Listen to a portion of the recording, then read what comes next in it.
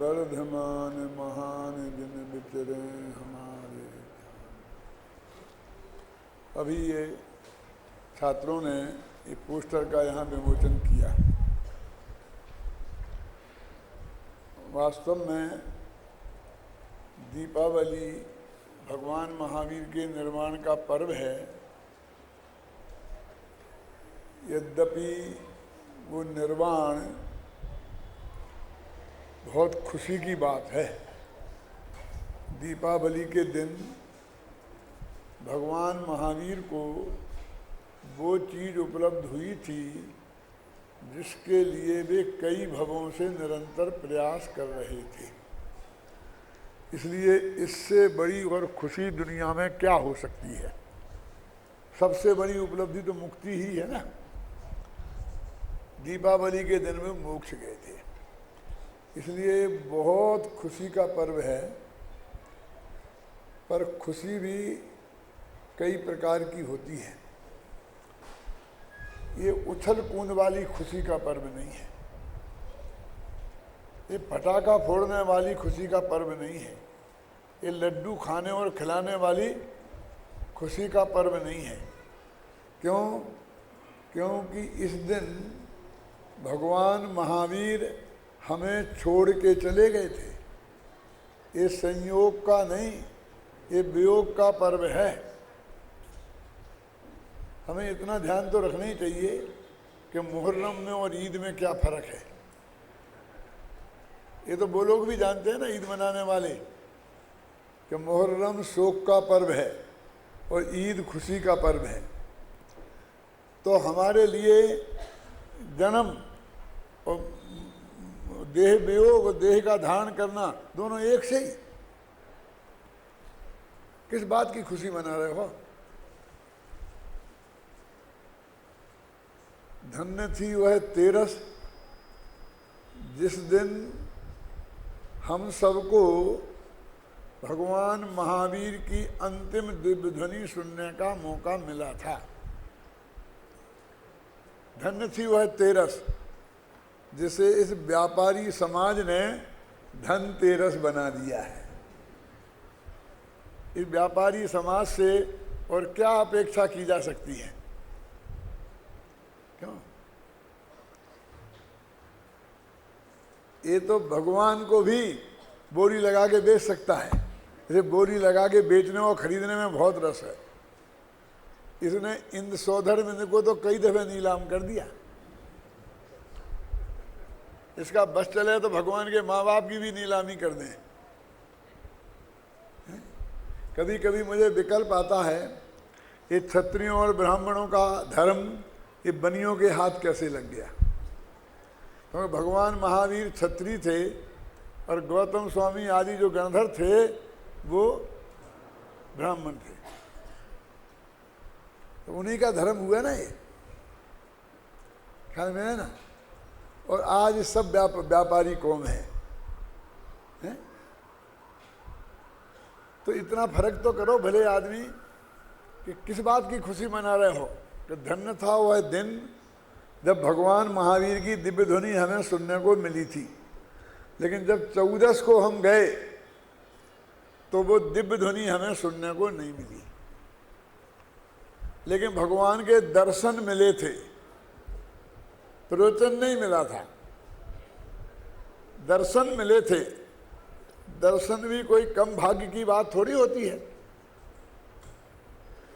क्यों? लेकिन जब अमावस्या के दिन गए तो ना प्रवचन मिला और ना दर्शन मिले। अब वो दिन कैसा रहा होगा और लोगों पर कैसा उसका असर हुआ होगा। असली दिवाली तो वो है ना। क्यों? ये तो हम उसका रिपीटिशन करते हैं।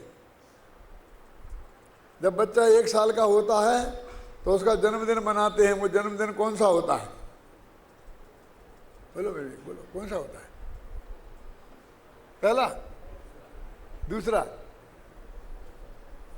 नकली की बात करो तो पहला, और असली को भी शामिल कर लो तो दूसरा, है ना। निर्वाण दीपावली तो एक ही दिन हुई ना। भगवान महावीर मोक्ष तो एक ही दिन गए। अब उसी तारीख को हम हर साल मनाए तो दूसरा तीसरा 25वां और 2570वां 25वां 80वां इतने मनाते जाओ। तो उस दिन क्या हुआ होगा हमें 2 मिनट सोचना नहीं चाहिए? उस दिन दीपावली कैसी मनाई गई होगी ये हमको सोचना नहीं चाहिए, बताना नहीं चाहिए? क्यों? उस दिन खूब पटाखे फूटे होंगे, खूब लड्डू खाए होंगे, खूब एक दूसरे को मुबारक दी होगी, दिवाली मुबारक दिवाली मुबारक। काय की मुबारक दे रहे हो कि परसों तक वो बुढ़ा 7-7 घंटा और 12-12 मिनट तक प्रवचन करता था। हम तो थक गए सुनते सुनते, अब आज से छुट्टी मिली, बस खत्म। इस बात की मुबारक दे रहे हो, काय की मुबारक दे रहे हो? जरा विचार तो करो गंभीरता से कि अपने वे कितने महान भगवान जिनकी दिव्य ध्वनि का लाभ हमें मिल रहा था, आज वो हम चले गए और उस दिव्य ध्वनि का लाभ हमें नहीं मिल रहा है।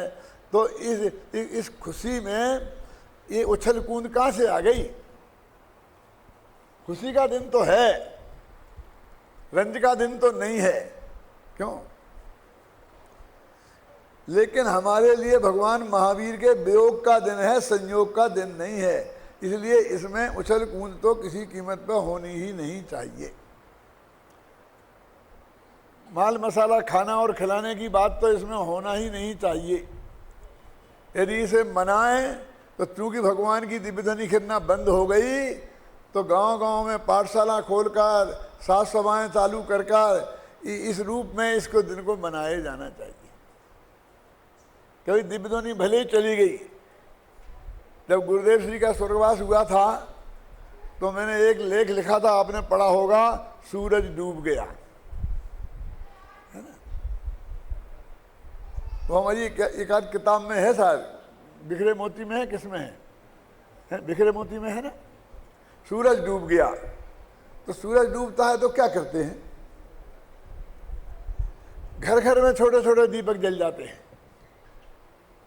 अंधकार से तो लड़ना है ना, रोने नहीं बैठते हैं।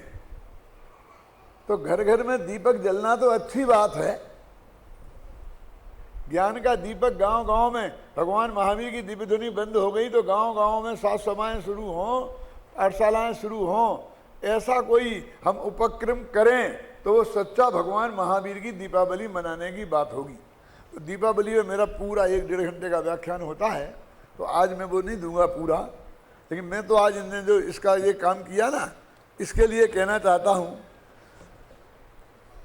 देखो, यदि हमें सारी जैन समाज तक पहुँचना है और सारी भारतीय समाज तक पहुँचना है और उनमें अहिंसा का प्रचार करना है महावीर की वाणी का, तो हमें कुछ ऐसे कार्यक्रम हाथ में लेने होंगे जो सबके हित के हों। वैसे मोक्ष का मार्ग है भी सबके हित का ही है, लेकिन सवाल सबके हित की बात नहीं है। सबको ये समझ में आए कि ये हमारे हित की भी बात हो रही है। पहले तो ये सवाल है कि ये समझ में आए उनके। और ये अहिंसा की बात, अहिंसा तो है ही, इसमें कोई शक नहीं है, हैं? लेकिन यदि हम, जो मैंने आपको अभी बात बताई कि हमारे भगवान महावीर चले गए थे, इसीलिए हम तो भैया इस तरह खुशी नहीं मना सकते, पटाखा नहीं फोड़ सकते, तो हिंदू क्यों बंद करेंगे? देखें, हमारे तो भगवान राम आए थे ना, हम तो फोड़ेंगे। यदि हम चाहते कोई नहीं फोड़े, क्योंकि यदि वो लोग मनाना नहीं छोड़ेंगे तो हम इतने अल्पमत हैं, हम चाहे जितना करना, हम अपने बच्चों से भी फटाखा छोड़ना बंद नहीं करवा सकते। सारा गांव फटाखा फोड़ेगा और हमारे बच्चे उसी उम्र के ऐसे बैठे रहेंगे, संभव है क्या? तो मेरे कहने का मतलब ये है कि हमने जब गुरुदेव श्री के तत्व ज्ञान को पहुंचाने का संकल्प 50 साल पहले, अभय जी बताना चाहता हूँ, बाबू भाई सबसे मिलके मैंने कहा था कि भाई ये नहीं चलेंगे आपके प्रवचन। क्या चलेगा कि अभी अपना पास में एक भी मंदिर नहीं है देश में। सोनगढ़ का मंदिर सोनगढ़ में है बस, कि बम्बई में बन गया होगा। और गांव-गांव में हमको ये संदेश पहुंचाना है। नए मंदिर भी बनाना हो तो आदमी तो पहले बनना चाहिए। उस गांव में आदमी मुमुक्षु नहीं बनेंगे तो मंदिर कैसे बनेंगे? सही है ना? तो इन मंदिरों में जिनमें अपना कब्जा नहीं है, उन सब मंदिरों में अपनी साज सभाएं शुरू करना है। कितना कठिन काम था बोलिए। तो मैंने कहा, बाबू भाई वगैरह सबने माना कि एक रास्ता है इनमें घुसने का, और वो रास्ता है सिद्ध चक्र विधान। पंच कल्याण तो बहुत सीमित होते हैं, कहीं मंदिर बनेगा तो ही तो होंगे। तो हम गांव गांव में सिद्ध चक्र विधानों में जाएं, अपना व्याख्यान करें, उसकी जयमाला का अर्थ करें, उसके छंदों का अर्थ करें। हमने आंदोलन चलाया, ऐसे 100 विधान हमने किए होंगे जिसमें हम विधानाचार्य भी रहे। क्या? और हम ओंगरी बोलते थे क्योंकि हमारा छंद बोलने लायक तो गला ही नहीं है। अभी छंद तो आज भी नहीं बोल सकते, क्यों? लेकिन कभी हमने वो देख के ओंगरी नहीं बोली किताब। बोलते पंडित जी को इतनी छवि याद है ओंगरी, अब उन्हें कौन बताया कि इसमें याद करने की क्या जरूरत है? क्यों? वो छंद को ध्यान से सुन लो तो उसमें से ओंगरी बन जाती है, हम बना के बोल देते, झगड़ा खत्म। भाई जल का छंदा रहा है तो हमें क्या बोलना है? भाई सिद्धचक्राधिपते नमः जलम निर्वाहमति स्वाहा, समझ रहे ना? अब 8 कर्म की चर्चा चल रही है। ज्ञानावणी रहता सिद्धेभ्यो अर्घम नमामि स्वाहा, मति ज्ञानावणी रहता सिद्धेभ्यो अर्घम नमामि स्वाहा, शुद्ध ज्ञानावणी रहता है। अब हमें तो सब याद है, और जो याद नहीं होगी वो छंद को ध्यान से सुनते तो बन जाती ओंगरी। जो कहते सब याद है पंडित जी को, तो पंडित जी का फिर प्रवचन भी सुनते, वे सब सुनते, फिर सब बताते सुनाते, समय सार भी सुनाते। ऐसे हमने गांव गांव में प्रवेश किया है। अब वो जो चीज उस दिन बहुत उपयोगी थी, आज वो उतनी उपयोगी नहीं है, आज तकलीफ खड़ी करती है। कैसी तकलीफ? हमारे मंदिर बन गए। अब गुरुदेव ने तो कभी इसको ज़्यादा वो किया नहीं, हमने तो उन मंदिरों में हमारे कार्यक्रम कैसे चलाएं और हम उनको में से मुमुक्षु लोगों को कैसे बनाएं, इसके लिए थे। अब वो जो भी चीज़ उस वक्त इस्टेब्लिश्ड की अपने तत्व की बात सुनाने को, अब वो हमारे उन मंदिरों में होने लग गए। अब वो 6-6 घंटे तक विधान चलता है और प्रवचन गायब होने लग गए कि साहब तुमने भी तो ऐसे ही करे थे। अरे उस वक्त की पोजीशन आज थी, आज तो ये सारे मुमुक्षु आए हैं, इनको तो 1 घंटा की पूजा बहुत होती है, 1.25 घंटे की लगाओ तो काम चलेगा, इनको तो तत्व ज्ञान सुनने दो। ये समय समय की परिस्थितियां होती हैं। क्या माने कहाँ किस तरीके से हमने दिल्ली से देहरादून तक कम से कम 25 पंच कल्याण किए हैं, और वो सिद्ध चक्र विधान से बड़े नहीं थे, उसे इतनी ज़्यादा जनता नहीं आती थी, लेकिन उनके माध्यम से सारे गैर मुमुक्षु समाज को उसमें शामिल किया और वो मुमुक्षु बने। ये विमल चंद जी जो है ना, नीरू केमिकल्स वाले, ये उसी के विवेक विहार के पंच कल्याण की उपज हैं। उसमें इन्हें सौधर्मिंद बनाया था। ये मुमुक्षु के नाते सौधर्मिंद नहीं बने थे, इनके एक भाई थे सिर्फ कल्याण मान जी, वो जो थोड़े मुमुक्षु थे और कोई नहीं था, और तब से फिर पंच कल्याण से मुमुक्षु बन गए। आप समझ नहीं ना आपके? और जिस मंदिर का पंच कल्याण हुआ था वो आज हमारे कब्जे में नहीं, आज हम उन्हें घुस नहीं सकते, हम उन्हें विधान नहीं कर सकते, प्रवचन नहीं कर सकते उस मंदिर में। मैं ये कहना चाहता हूँ कि हमको अधिकतम समाज तक पहुँचना है तो उसके अनुरूप हमें नीतियाँ सुनिश्चित करनी पड़ेंगी, फिर समय समय पर उसमें संशोधन भी करना पड़ेगा। मैं ये कहता हूँ कि हमको मुनि विरोधी कहा जाता था, और जो मुनि गुरुदेव की प्रशंसा करते थे, गुरुदेव के अनुकूल थे, उनको से समागम करके हम उनमें ज़्यादा प्रवेश कर सकते थे। दिल्ली में तो अभी मंदिर बना है, वो भी इतनी दूर, एक मंदिर नहीं था ना, लेकिन विद्यानंद जी के सहयोग से 60 जगह अपने मंदिरों में अपने प्रवचनकार जाते थे। क्या जा सकते थे? बोलिए आप।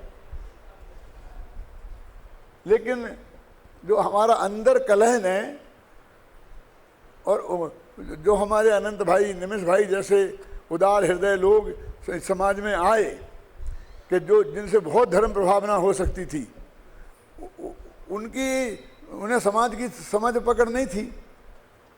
तो उनने तो कहा, चढ़दा बेटा सूली पे भला भला करे भगवान, दो काम एक साथ किए, उन्हें हमसे दूर करने का काम। हाँ, ये इनके पास नहीं जाना, बिल्कुल सही कहते हैं आप, बिल्कुल ये करना वो करना। अब जो काम हम नहीं कर पाए, ये हमारे विद्यार्थियों ने करके बता दिया। उन्हीं से जब हम किसी को नहीं जा सकते थे, उनसे ये पोस्टर बनवा करके गांव-गांव में लगवा रहे हैं। दिराग का, अभय जी का इसमें बहुत बड़ा योगदान है। यानी ये बिल्कुल सार्वजनिक काम है ना, अगले मुमुक्षुओं का तो नहीं है। हमने जब राखा शाकाहार रथ निकाला था, तो वो भी हमारा पूरी समाज तक पहुंचने का प्रोग्राम था। अगले मुमुक्षु मंडलों में नहीं गया था। बंबई में गए थे दीपचंद गार्डी, आपको मालूम, ये सब लोग आए थे कि नहीं आए थे? वो आया था बजाज वाला। कौन बजाज का नाम क्या है? राहुल बजाज हमारे कार्यक्रम में आया, और हमने शाकाहार के माध्यम से ये तत्व ज्ञान को जन जन तक पहुंचाया। एक शाकाहार का व्याख्यान करते और एक भगवान आत्मा का, और रिक्शे वाले को घुमा देते। समझे ना? तो वो उन्होंने कहा क्या जरूरत है शाकाहार की, ये इसका मैं कड़कड़ विरोध करता हूं, ये बिल्कुल सही नहीं है। हम कहाँ आत्मा आत्मा छोड़ के और ये शाकाहार में लग गए। ये क्या हो गया है? शाकाहार का प्रचार करके। तो मैंने उस पर जवाब दिया था। क्या जवाब दिया था? कि सब जैनी सब शाकाहारी हैं, मुमुक्षु सब शाकाहारी हैं, तो बात करने की जरूरत क्या है? मैंने कहा तुम बड़े अध्यात्मी बन गए ना, अमृतचंद्राचार्य से बड़े अध्यात्मी तो नहीं हो। अमृतचंद्राचार्य के लोग जिनने आत्मख्याति लिखी, उन्होंने पुरुषार्थ उपाय पढ़ो और सब मांस मदिरा के त्याग का कितना उपदेश दिया है, समंत भद्र ने कितना दिया है। तो उसका मतलब सब लोग मांस मदिरा खाते होंगे जैनी। आज चूंकि कोई नहीं खाता इसलिए उसकी जरूरत नहीं रही त्याग की। क्यों? हम अमृतचंद्राचार्य से बड़े तो नहीं हो गए। और मैं कहता हूं कि अमृतचंद्राचार्य जैसे अध्यात्मी ने पुरुषार्थ सिद्धि उपाय जैसा ग्रंथ लिखा, इसलिए आज हम सब सदाचारी हैं। यदि नहीं करते तो हम सदाचारी नहीं होते। तो सदाचार का उपदेश देने की जरूरत नहीं है, अभक्ष भक्षण त्याग करने के उपदेश के देने की जरूरत नहीं है। ये कहां से लाए? लेकिन वो सबके पूरा शाकाहार जो विश्व में 60% लोग हैं, वो उन तक पहुंच सकते हैं हम, और ये तत्व ज्ञान भी हम उन तक पहुंचा सकते हैं। तो मेरे कहने का मतलब ऐसी चीज़ों में जिनमें हम अनंत भाई को शामिल नहीं कर पाए थे, इन लोगों ने उनको शामिल कर लिया। हम तो तैयार ही थे, युवा फेडरेशन तैयार ही बैठा है, और हमसे हमारे साथ गठबंधन भी करा दिया युवा फेडरेशन को। उनका दोनों का कंबाइंड है ना, निकाल दे, पता ना, नीचे लिखा है। ये जो ट्रस्ट है वो अनंत भाई का है। क्या पढ़ नीचे नाम पढ़, मुझे क्या दिखाता है, पढ़ के बता सकता। दोनों ने मिलकर हमसे, मतलब उन्होंने कोलैबोरेशन किया। क्यों? कि पहुंचाएंगे तो हम ही, आप समझेंगे ना। इनको गांव-गांव में पहुंचाएगा कौन? इसमें लिखा है, दो संस्थाओं के नाम है, श्री कुंदन कमान पार्वती ट्रस्ट मुंबई द्वारा आयोजित अखिल भारतीय जैन फेडरेशन जयपुर मंडल द्वारा आयोजित फेडरेशन है, और आयोजक कुंदन कमान ट्रस्ट मुंबई। वो नहीं पहुंचा सकते हैं। फौज तो हमारे कब्जे में है, फौज तो हमारे पास है, जो हम उनके उस संदेश को वहां तक पहुंचाएंगे। जाएंगे कहाँ? यदि उन्हें सचमुच पूरी समाज तक पहुंचना है तो हमारी शरण में आना ही पड़ेगा, और हमें भी कोई तत्व ज्ञान उन तक पहुंचाना है। तो बिना नागर नारायण के तो कुछ होता ही नहीं है।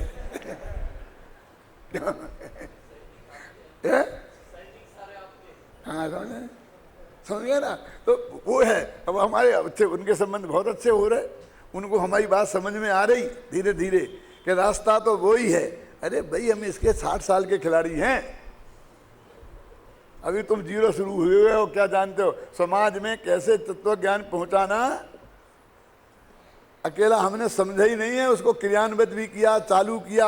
अब मैं आपको कुछ अभिमान के साथ नहीं कहता हूँ, जितनी मैंने योजनाएं बना के रखी, बाबू भाई ने, पाटनी जी ने, सब ने, खेमचंद भाई ने, रामजी भाई ने, ऐसे हाथ पे लेके उनको ठीक है चालू करो, अब तो चालू करो। कि कौन करेगा, कि हम करेंगे, वो कौन करेगा? शाकाहारत कौन चलाएगा, हम चलाएंगे, वो कौन करेगा? गाँव गए। तो मेरे कहने का मतलब ये है कि इनने बहुत अच्छा ये काम किया है। कि अभी आपको ऐसे कहने वाले लोग मिलेंगे, इसलिए मैं ये बोल रहा हूँ कि कहाँ आत्मा छोड़ करके ये फटाका आ गए और अपना दिमाग फटाका में लगे चला लिया। ऐसा आएंगे क्यों?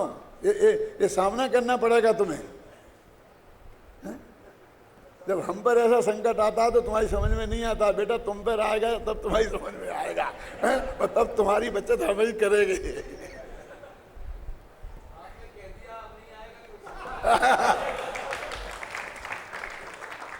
मैंने प्रवचन का इतना समय निकाल के वो ये बात कही है, तो उसका में भी उद्देश्य ही है कि आप लोगों को इस काम को ये जो लड़के कर रहे हैं, इनके उत्साह को जितना अपन बढ़ा सकते हैं उन्हें अपना बढ़ाना चाहिए। आप समझे ना? तो इनमें वही काम कई गुना फलता है, समझे ना? कोटा में गुरुदेव श्री पधारे थे 8 दिन के लिए, हमारा प्रशिक्षण शिविर था। तो उस वक्त वो भोपाल का हुआ था ना, मेरा सम्मान हुआ था। और उसके बाद में जैन संदेश में एक लेख आया था जो उसके मेरे विरुद्ध बहुत लिखा था। तो रात को जब मैं गुरुदेव श्री के पास गया तो वो जैन संदेश गुरुदेव जी के पास रखा था। बोले पंडित जी ये पढ़ा? मैं कहा साहब पढ़ा है। बोले देखो तुम्हारी प्रशंसा करने का भाव मुझे बहुत आता है, लेकिन मैं बहुत कम करता हूँ। क्यों? कि मैं जानता हूँ कि अब भी हाँ कितने लोग जलने लगेंगे तुमसे। सब आप गुरुदेव के हैं, समय सार के सामने बोल रहा हूँ, और टीवी पे लिखे जा रहे हैं। चंदू भाई थे वहाँ, क्या इतने शत्रु खड़े हो जाएंगे कि तुम, वो सब पता था उन्हें क्या? तो मैंने क्या जवाब दिया था वो भी सुनाना चाहता हूँ। मैंने कहा गुरुदेव श्री, ये मैं भी जानता हूँ और इसलिए मैं भी चाहता हूँ कि भाई काम मर्यादा में ही रहे, तो थोड़ी गाड़ी चलती रहे। लेकिन मैं आपको मना इसलिए नहीं करता हूँ क्योंकि आपका इतना बोलने से, जो मैंने धर्म के दर्शन किताब लिखी तो वो 1000 छपती हो, 100 वर्ष में नहीं बेच पाती, और आपने उसके बारे में 4 शब्द बोल दिए तो 1 साल में 1.5 लाख तक की 6 भाषाओं में पहुंच गई। तो इससे तत्व प्रचार होता है। इसलिए जितने भी आप कहते हैं तो मैं आपको रोकता इसलिए नहीं, मेरे को भी डर लगता है कि मैं कह दूं कि आप जरा कम करो, नहीं तो ये सब चारों तरफ का मामला बहुत गड़बड़ हो जाता है। क्या ये मैं समय सार की साक्षी से बोल रहा हूँ आपको, इसमें कॉमा फुल स्टॉप भी मैंने नहीं बदला है। तो मेरे कहने का मतलब है नीति, ये सब नीतिगत बातें होती हैं, ये नहीं बताई जा सकती हैं, सभाओं में नहीं कही जा सकती हैं ज़्यादा। अब दिक्कत है कि नहीं समझाओ तो आपकी समझ में नहीं आता, तो उन बातों को आप निरर्थक समझने लगते हैं। समझाओ तो ज़्यादा दिक्कत है कि वो सामने वाले भी समझ लेते हैं कि ये तो सिद्धक विधान इसलिए करा रहा है, ये तो पटाखा इसके लिए फोड़वा का इसलिए कर रहे हैं। अरे हमको कई स्तर पे काम करना पड़ेगा। देखिए कैसे, क्या अपने मुमुक्षुओं के स्तर पर एक पॉइंट, अब फिर पूरी 13पंथी समाज के लेवल पे, फिर 13पंथी और 20पंथी समाज को मिला करके एक दक्षिण भारत में हमें काम करना है। तो क्या करेंगे बोलिए आप? जाकर उठाओ क्षेत्रपाल पद्मावती को, एक दिन घुस नहीं पाओगे। मैं अपने बच्चों को समझाता हूँ यहाँ, जो मैं सब बैठे हैं यहाँ, इनको बताया है कि तुम वहाँ जा रहे हो तो बिल्कुल चर्चा नहीं करना, नहीं तो तुम उन्हें तो उठवा नहीं पाओगे, तुम ही उठ जाओगे।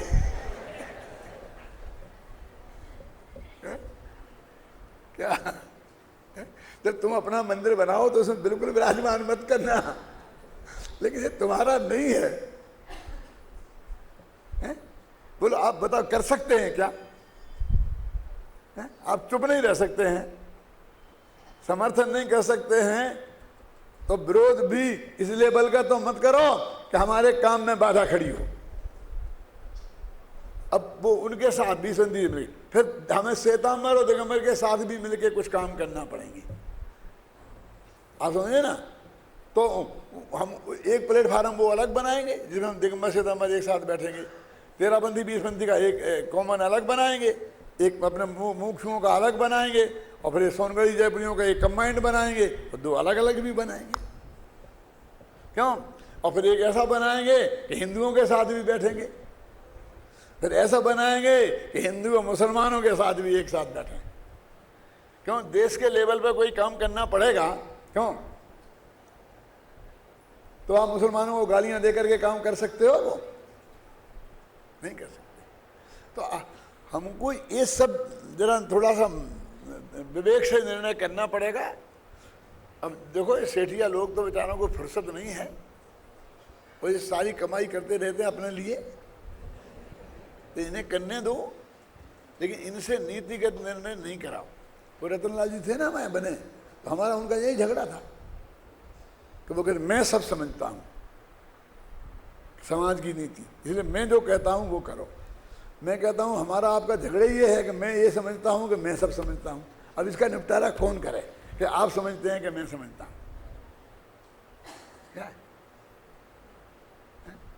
कई दफे हुआ, लेकिन कई दफे हुआ ये झगड़ा कि नहीं ऐसा करो तो ऐसा। मैं कहता ऐसा नहीं होगा, इसका रिएक्शन ऐसा नहीं आएगा, इसका ऐसा आएगा, और मैं ये कहता हूँ ये करो तो इसका रिएक्शन ऐसा आएगा। तो इसका मतलब ये है कई स्तरों पर आपको समझना पड़ेगा। ये बच्चे जो काम कर रहे हैं, यदि हमने इनका सपोर्ट किया है, समर्थन किया है, तो ऐसा नहीं है कि हमने आत्मा छोड़ करके और पटाखे का प्रोग्राम बना लिया है, ख्याल में आई ना। लेकिन हमको हर स्तर पर, फिर अहिंसक तो है ही ना, जीवों की हिंसा तो होती ही है ना। वो कोई जो बात कही जा रही वो गलत तो नहीं है ना, और अपने यहाँ अहिंसक तो अपन है ही ना। भले ही एक जीव दूसरे जीव का कुछ भला बुरा नहीं कर सकता, मार जला नहीं सकता है, क्योंकि निज आयु से जीवित रहे, ये बात भी पक्की है, क्यों? फिर भी व्यवहार के लेवल पर अपने यहाँ दया का परिणाम का भी महत्व तो है ना। तो मेरे कहने का अर्थ है कि बहुत अच्छा काम है, सब लोगों को पूरा सपोर्ट करना चाहिए। जितने भी कैलेंडर हैं ले जाओ, अपने अपने गांव में चिपका देना, हो सकता है तो सभाएं करना, उन सभाओं में ये बात बोलना, समाज को तैयार करना, ख्याल में आई ना। और हमें ज़रूरत पड़ेगी, हम आज विचार पूरे, अभी तो इस जयपुर शाखा ने काम किया है, हम पूरे युवा फेडरेशन को ये काम में शामिल करने के लिए आज प्रस्ताव पास करने वाले हैं।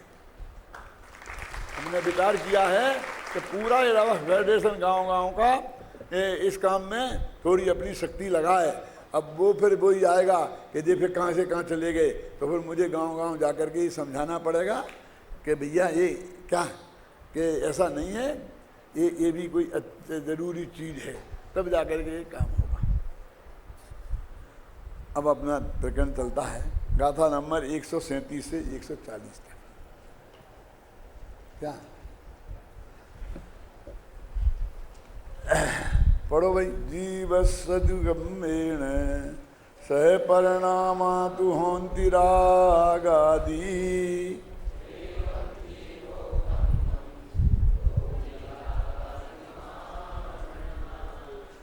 एक सदुपरिणामो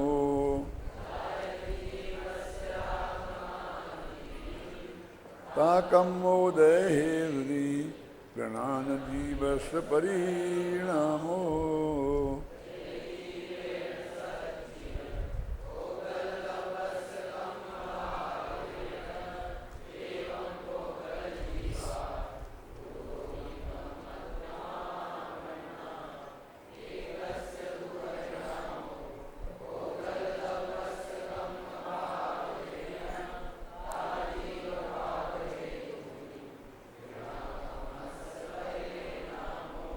अरे हिंदी का ध्यान से जरा अर्थ समझ करके पढ़ना। हाँ बोलो।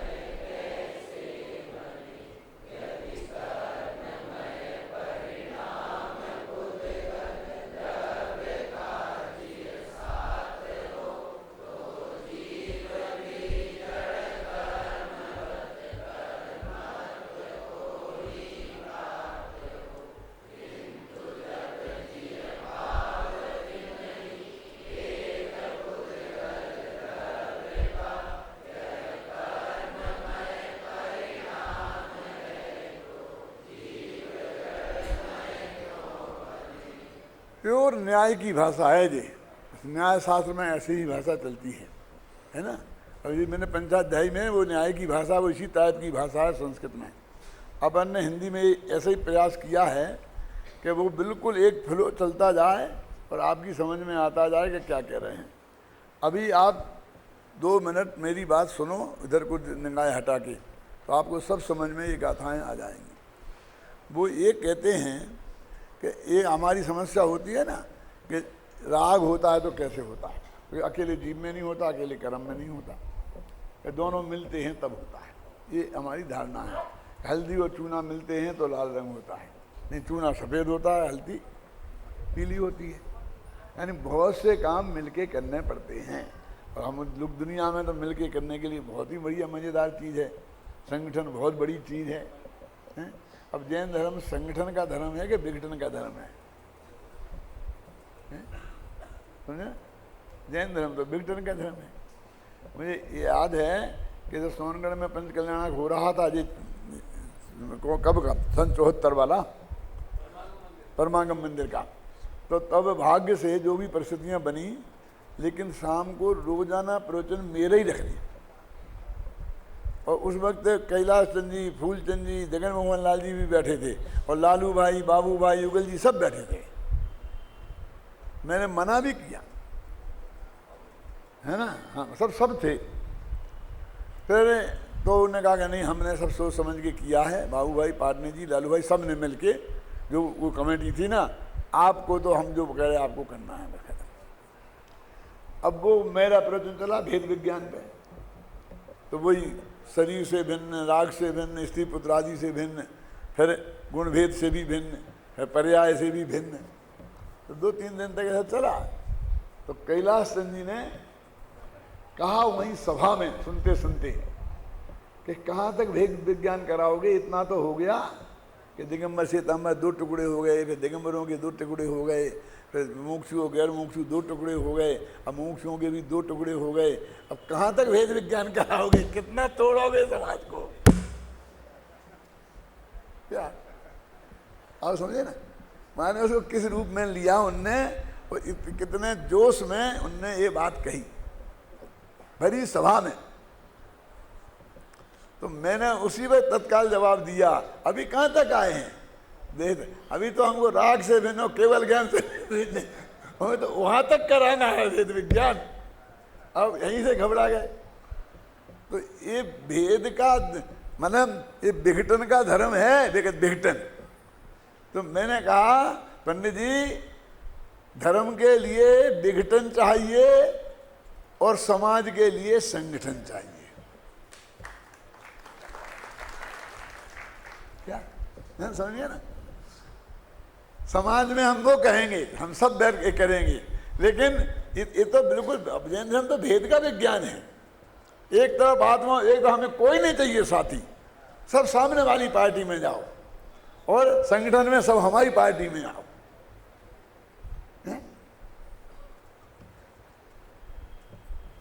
बोलो जैन धर्म विघटन का धर्म है या संगठन का धर्म है?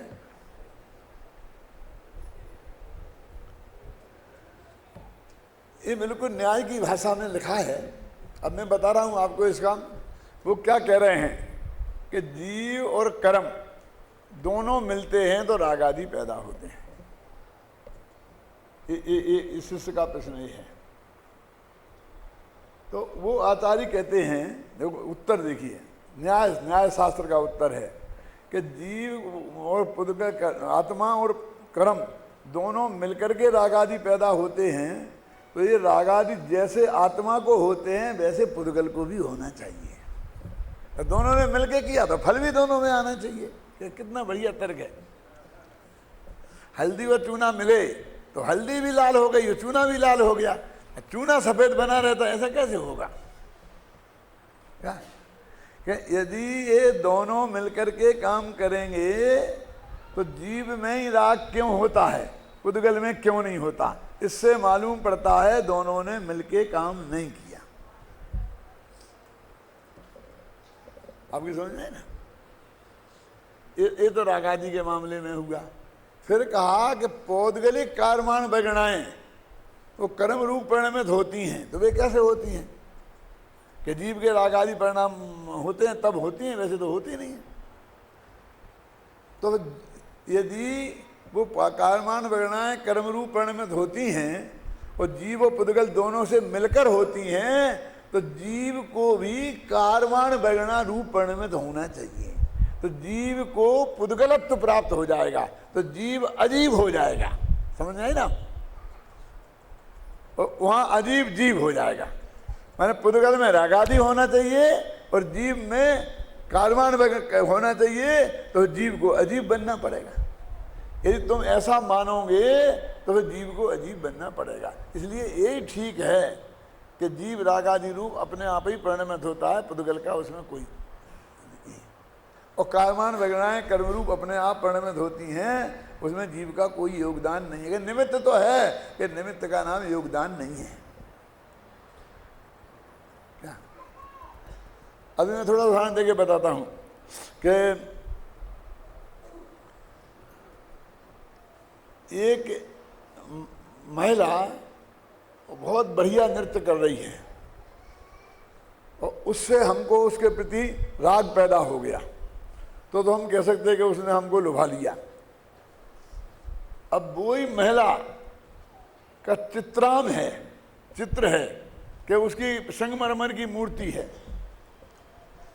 अब वो तो कुछ हिल भी नहीं रही है, वो बिल्कुल निष्क्रिय है, और उसे देख के भी वही राग हो जाता है। तो इसका मतलब वो नाचती हुई महिला ने भी हमें राग नहीं कराया। वहां बिल्कुल निष्क्रियता है ना। वो तो हमारे अंदर राग था तो उसे देख के विकार पैदा हो गया। कि किसी को अरुचि भी पैदा हो सकती है, कोई विराग प्रवृत्ति का हो कि ये क्या किया है, क्यों हो सकती क्या नहीं हो सकती है। तो वो ये कहते हैं कि निमित्त का क्या है, निमित्त के ऊपर कुछ नहीं है। बस ये कहना चाहते हैं कि निमित्त नहीं है। अरे निमित्त तो है, लेकिन निमित्त का कर्तृत्व नहीं है। देखो अब मैं पढ़ता हूं, जरा अब मुझे पढ़ने दो। यदि जीव के रागादि पुद्गल कर्म में भी हों यदि, तो जीववत जड़ कर्म भी रागादिमय हो जाएंगे। ठीक है कि नहीं?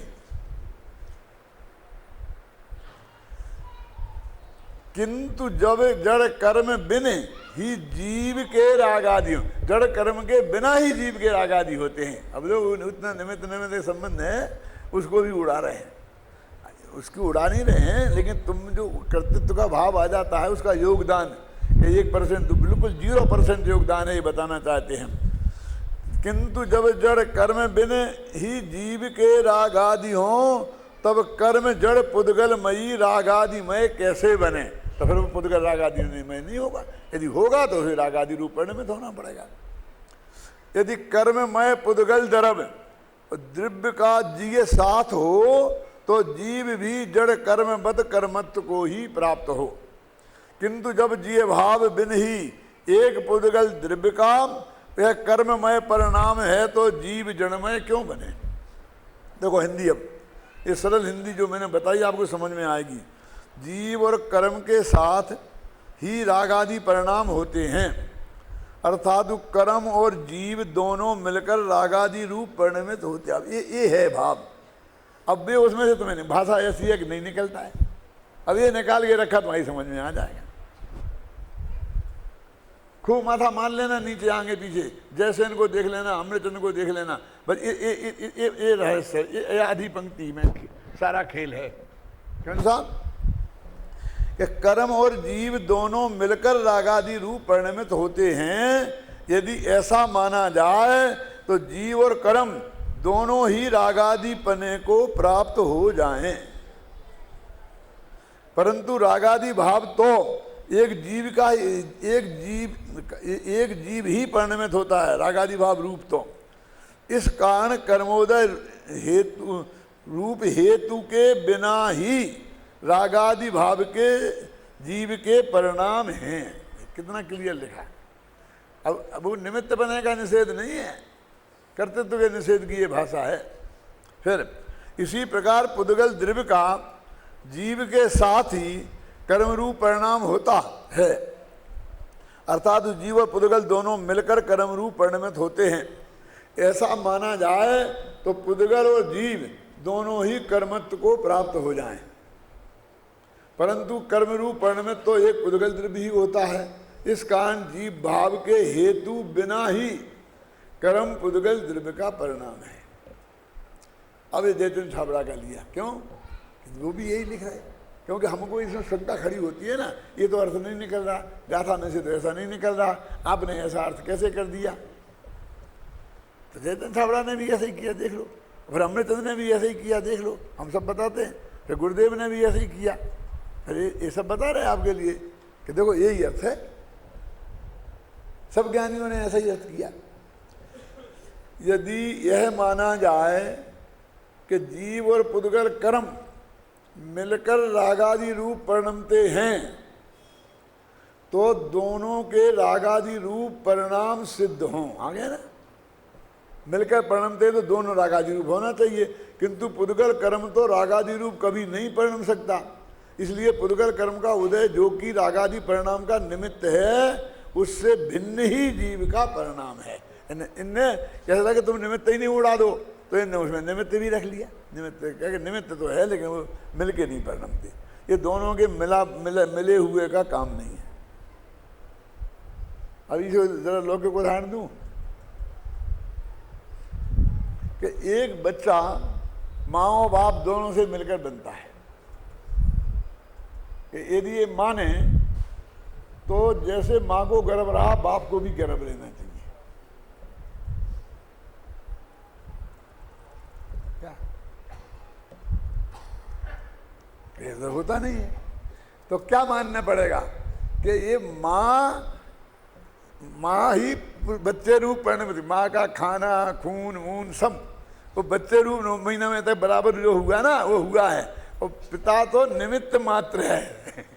क्या समझे ना? पिता तो निमित्त मात्र है। इसलिए लोक में भी पिता को निमित्त ही माना जाता है। और मेरा वो प्रसिद्ध उदाहरण है, जिन लोगों ने सुना होगा कि जब रामचंद्र जी अपनी माँ कौशल्या के पास गए और ये सुनाने के लिए कि अहम गमस्यामि महावनम, हे माता मैं भयंकर जंगल में जा रहा हूँ, समझे ना? तो वाल्मीकि रामायण में एक छंद लिखा है। क्या लिखा वाल्मीकि रामायण में? कौशल्या जवाब देती है, दशरथात मयि जाता, हे दशरथ के निमित्त से मुझ में उत्पन्न हुए राम। ऐसा वहां लिखा है वाल्मीकि रामायण में। क्या लिखा? दशरथात मयि जाता, यानी मुझ में पैदा हुए लेकिन दशरथ के निमित्त से। मुझ में उत्पन्न हुए राम, और तुम ऐसा नहीं करो, मत जंगल में मत जाओ, जो भी उन्होंने फिर बाद में कहा होगा। मुझे तो इतने से ही मतलब है कि वो कहे दशरथात मयि जाता, तो दशरथ है निमित्त, तो माँ हुई उपादान। वैसे तो आत्मा उपादान है, हाँ, लेकिन वो माँ हुई उपादान, समझिए ना, और दशरथ हुआ निमित्त। अब एक समस्या खड़ी होती है कि निमित्त तो कुछ करता नहीं है, जो सब कुछ किया वो माँ ने किया, 9 महीना पेट में रखा, खाना भी माँ का गया और सब चीज़ माँ की ही रही उसमें, ख्याल नहीं। तो फिर बेटा बाप का क्यों, माँ का क्यों नहीं? माने बल्दियत में बाप का नाम क्यों लिखा जाता है?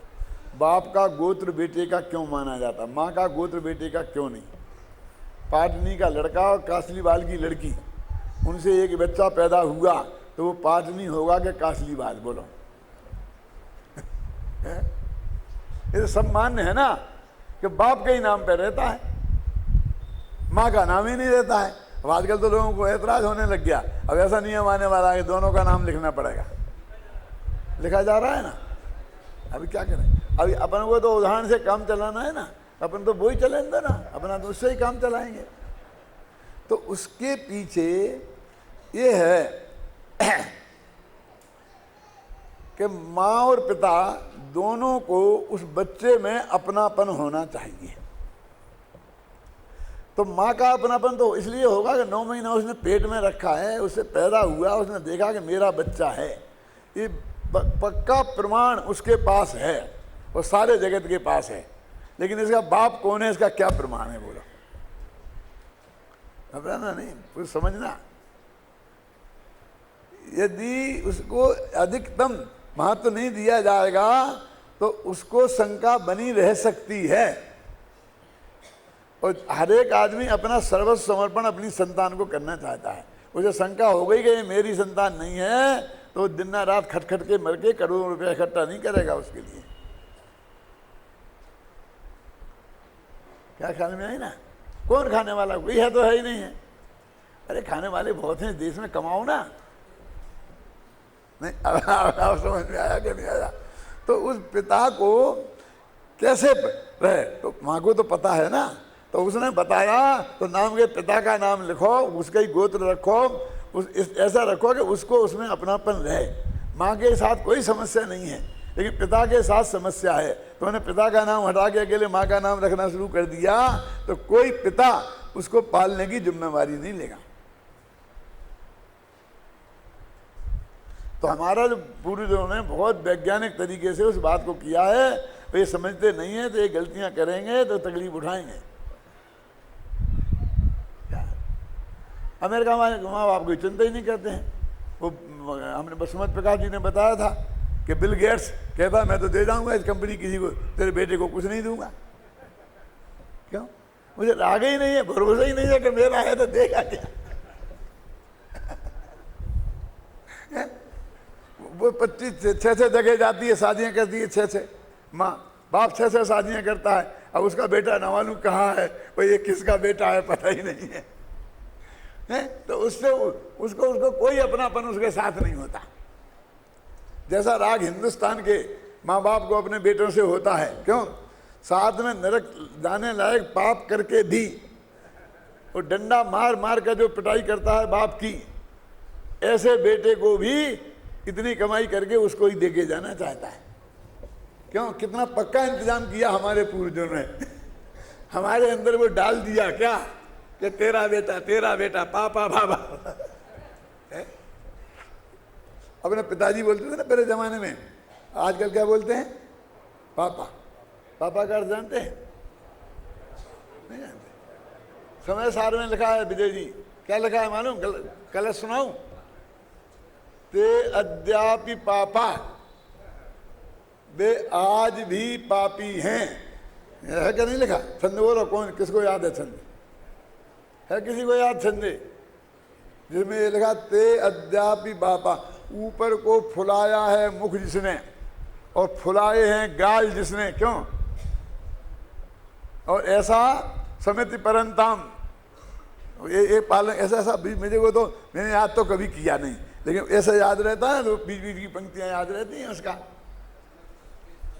हाँ, सम्यक दृष्टि अहम, मैं सम्यक दृष्टि हूं, ऐसा मानकर गर्दन उठाई है जिसने और फुलाए हैं गाल जिसने है? और जो क्रिया समितियों को पालता है, महाव्रतों को पालता है, लेकिन वो आत्मा को नहीं जानता है। ते अद्यापि पापा, वे आज भी पापी नहीं, पापा है। पापी और पापा में क्या फर्क है कि पाप स्वरूप हैं वे। पापी तो पाप अलग हो गया और वे अलग हो गए तो दोनों अलग, वे तो पाप ही हैं। देखो छंद पढ़ता हूं मैं, हिंदी का पढ़ दूं ठीक रहेगा ना। मैं स्वयं में सम्यक दृष्टि हूँ बंद से विरहित सदा, यह मान कर अभिमान में पुलकित बदन मस्तक उठा। जो समति आलम में महाव्रत आचरे पर पाप मैं, ये पापा का अर्थ है, देगे मूढ़ जीवों का अरे जीवन नहीं अध्यात्म में। कितना बढ़िया सरल छंद का अनुवाद है। अब मैं खुद ही रीझ रीझ जाता हूं। मैंने कम से कम 1000 बार तो इस कलश बद्धानुवाद को सुना होगा। जब भी मैं यहाँ से अपनी कार में जाता हूँ, इसलिए इस लोम में जाता हूँ, तो मेरी और मैं पत्नी रहते हैं, ये 1 सेकंड बंद नहीं करते।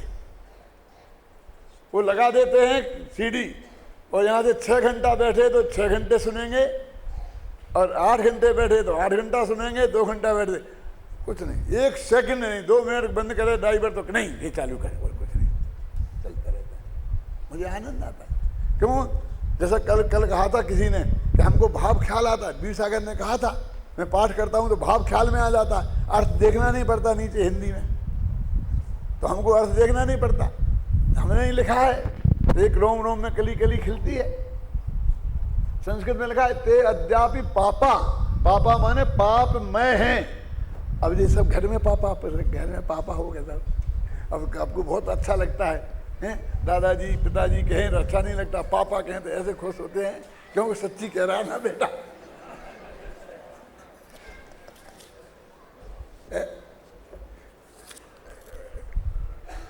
ये क्या आ गया है, ये हाय हाय पापा